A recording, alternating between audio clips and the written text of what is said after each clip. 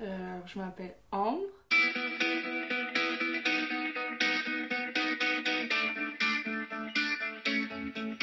Je me décris comme une personne joyeuse, qui a beaucoup de, je sais pas, de qualité dans mon travail que je fais, dans ce qui était les cours avant, dans tout ce que j'entreprends en fait. Bah après, je sais pas plus. J'ai pas les formes moi. Et moi je dis les choses cash. J'ai pas du tout les formes. Euh, j'ai pas du tout les formes. Je pense que ça blesse beaucoup. J'ai pas les formes donc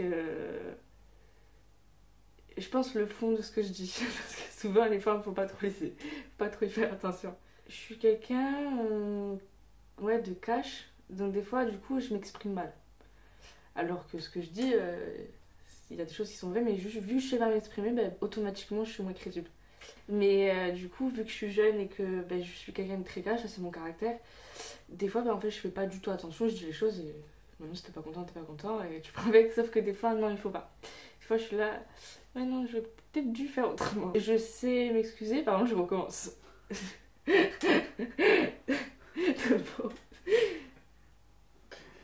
Je suis une très grande dyslexique. J'ai beaucoup de 10. Je suis dyslexique, dysphrasique et dyscalculique. Et après, je sais plus. Je me suis arrêtée au bac. Non, mais je pense que ouais, c'est vraiment les ouais, dyslexiques, dysphrasiques et surtout dyscalculiques. J'ai beaucoup de mal. Mais bon. Après, moi, j'en fais pas. J'en fais plutôt une qualité, une force. Donc, je m'en cache pas. Donc, voilà. Quand on est dyslexique et qu'on est à l'école, quand on arrive au collège et qu'on fait du coup le brevet, etc., on te demande si on a besoin d'un PAP. Et même après au lycée quand tu dois passer du coup ton bac.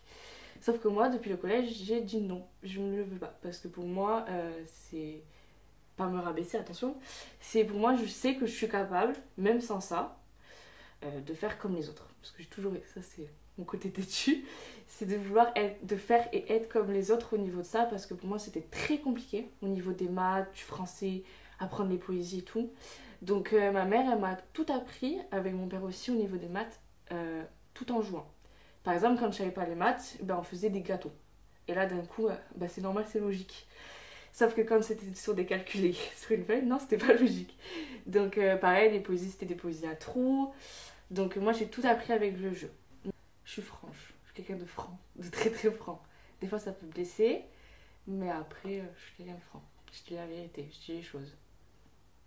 Oh, je suis têtue. Ah, je suis trop têtue. J'écoute pas. Je suis têtue et je suis très bornée. C'est que moi ce que je pense et le reste, non. Pas du tout. Parce que là, vu que je suis jeune, ça fait tout aussi, ça n'arrête pas. Mais après, ma personnalité fait que oui, j'aime bien avoir mes propres idées et que ce soit moi qui dirige tout et que c'est mes idées. Et voilà. Je pense le fait est que je sois trop susceptible et que je sois trop bornée. J'écoute pas assez. Donc je pense que ça, c'est quelque chose que je changerais. Même beaucoup de fois. Ça, je changerais. Je crois que c'est la première chose. La susceptibilité et le fait est que je sois trop bornée. Mon travail et ma famille. Beaucoup ma famille. J'aime être avec ma famille, j'aime m'entourer de ma famille, de passer des bons moments et tout. Et après mon travail parce que aussi je m'épanouis dans ce que je fais. C'est ma passion. Donc du coup, ça me procure de la joie. Le décès de mon frère. Ça, c'était ma plus grosse part de souffrance et aussi les maladies de ma mère.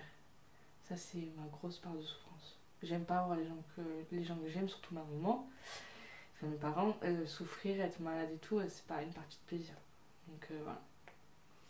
L'abandon, c'est ma plus grande peur. Qu'on m'abandonne. Alors que je suis dans une famille qui m'aime et tout, et voilà. Oh, l'injustice. L'injustice, j'aime pas. Ça me met en colère. Et les menteurs aussi. Ça me met en colère. J'aime pas. J'aime pas qu'on mente. Je préfère qu'on dise la vérité. Donc voilà. J'en ai pas. Je crois pas en avoir. Non. Si, à part la danse. Le fait est d'avoir dû dans l'obligation, parce que du coup j'ai eu une déchirure au mollet. Depuis l'âge de 2 ans, je faisais de la danse et d'avoir dû arrêter la danse par obligation, ça c'est mon plus grand regret. Mais après, sinon, non, j'en ai pas. À part ça, non. Mes atouts psychologiques, du coup, c'est ma persévérance. Et physique, non, j'en ai pas. Je crois pas en avoir en tout cas. Pas que je sache. Parce que du coup, moi, j'ai pas voulu avoir mon PAP alors que j'aurais pu. Et déjà, ça, c'est avoir une force parce qu'il y en a pas beaucoup. Moi, quand j'explique que j'ai pas voulu avoir de PAP à mes amis, ils me regardent. Ben moi, je suis comme toi et jamais de la vie j'aurais pu avoir. Enfin, réussir sans ça. Alors que pour moi, du coup, ça m'a donné, oui, beaucoup plus de travail à l'école. J'ai travaillé et appris beaucoup plus que certains. Mais du coup, j'ai réussi. J'ai réussi dans tout ce que j'ai fait. Dans toutes mes études, j'ai eu mon bac avec mention et tout. Et c'est une force. Et j'ai prouvé à tout le monde, parce que même mes profs ne croyaient pas en moi, que du coup, j'ai réussi sans ça. Dans mes études, j'ai été persévérante, j'ai pas lâché parce que plein de fois, j'aurais pu lâcher. Hein. Vraiment, il y avait des moments où je disais à ma mère, non, je lâche, là, j'en peux plus. J'en peux plus parce que c'est tellement dur. Et puis déjà, je suis pas quelqu'un qui aime l'école, donc j'ai persévéré. J'ai continué, puis j'avais aussi des profs qui me disaient t'arriveras jamais, t'arriveras jamais. Et je continuais à persévérer, je les ai pas écoutés, j'ai fait mon petit chemin, mon petit train-train, et voilà. Donc ma persévérance. Bon, du coup, physique, c'est ma jambe droite, on va pas se mentir. À chaque fois que je marche beaucoup ou quoi, des fois ça tire, donc ça c'est ma faiblesse. Physique et psychologique, je crois que c'est. Je sais pas si c'est une faiblesse, mais c'est que je prends beaucoup de choses mal. Je sais pas si c'est une faiblesse. Voilà. Mais bon, pas plus. Susceptible, je suis beaucoup susceptible. Ça pour moi, ça c'est une faiblesse. Parce que des fois, il y a des choses qu'on me dit, alors c'est pas pour être méchant, hein, mais vu que je prends tout à la lettre et que je suis très susceptible, du coup, ça c'est une faiblesse. Oui, c'est une faiblesse. Moi, je remets ma vie en question tout le temps. À chaque fois qu'on me dit quelque chose, je me dis en fait, moi ce que je fais c'est nul. Alors que non, pas du tout, c'est juste pour me faire avancer et être encore meilleure. Voilà. Qu'est-ce que je fais quand je travaille pas? Je reste chez moi. Et je vois mes amis aussi quand je peux parce que on a tous une vie un petit peu ailleurs. Mais je reste chez moi. Je suis très casanière. Enfin, surtout l'hiver, après l'été chaud. Mais je suis très casanière, j'adore être chez moi. Donc chez moi, c'est toute ma vie. C'est là où j'ai mis toutes mes photos. J'aime bien, je me sens bien chez moi. La couture, du coup. La couture. J'adore ça. Le fait est de créer tout ce que je veux. Et tout ce que j'aime, les couleurs, choisir les tissus surtout, c'est ma passion. Aller voir mes fournisseurs, etc. et choisir tous mes tissus, les couleurs, me dire ça, je vais faire ça avec ça et tout. J'adore. Créer de nouvelles choses aussi. Moi, je suis quelqu'un qui adore créer de la nouveauté. J'aime pas rester que sur un truc et non. J'adore, même j'ai besoin de tous les 2 mois maximum changer de tissu. Parce que j'en ai marre après. Je crée du coup de la puriculture pour les enfants. C'est tout ce qui est les bavoirs, les langes, etc. Je crée surtout pour les enfants. J'ai voulu avant d'ouvrir, je me suis dit je vais faire et pour la femme et pour l'enfant. Sauf que vu que j'étais en cours, parce que j'ai ouvert mais j'étais en même temps aussi pendant toute une année, pendant 10 mois à l'école. Donc je passais mon bac et je me suis dit non, c'est pas possible. Il va falloir que tu choisisses. C'est soit la femme, soit les enfants. Donc du coup j'ai préféré créer plus pour les enfants car c'est... En fait les enfants, c'est fou à dire mais quand ils viennent me voir avec leurs parents et que je vois ce qu'ils portent de moi, je sais pas, ils sont tellement... Ils ont le sourire et c'est tellement gratifiant que voilà. Je crée mes propres patrons et je fais. Je fais tout. Je fais tout, de mon patron à la confection. À chaque fois que je fais quelque chose, la première fois et tout, parce que des fois on teste, la première fois on voit ce qu'on peut changer, où on peut faire mieux et tout. Et en fait, à chaque fois que je fais, c'est encore mieux. C'est encore plus joli, les finitions sont encore plus jolies, c'est vraiment encore mieux. Donc non, j'ai pas de fierté en soi pour une seule de mes créations, je les aime toutes. Je suis très fière de mon travail, donc voilà. Ma famille, elle a beaucoup de valeur, ma famille. Ouais, ça c'est pour moi c'est beaucoup de valeur. Parce que je les aime et qu'il faut les protéger. Qu'il faut les protéger et tout. Et qui me m'aiment aussi, donc ça a beaucoup de valeur.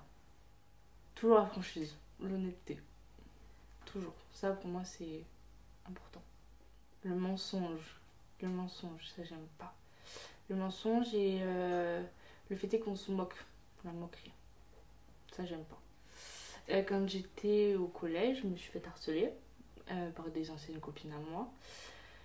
Parce que j'avais pas le même point de vue, etc. d'elle. Bon, voilà, ça passe. Et après, je suis partie du coup dans un autre collège, en troisième prépa pro, à Frontignan. Et en fait, là-bas, je ne fumais pas et je ne buvais pas. Donc, bien évidemment, là-bas, t'es pas accepté en fait. Et quand tu veux pas faire de bêtises, comme mettre le feu à un district, etc., ben, t'es mal vu. Donc, du coup, j'ai subi de l'harcèlement à cause de ça. Et beaucoup de moqueries. Beaucoup de moqueries et ça a failli en venir aux mains. Enfin, elles ont failli en venir aux mains envers moi.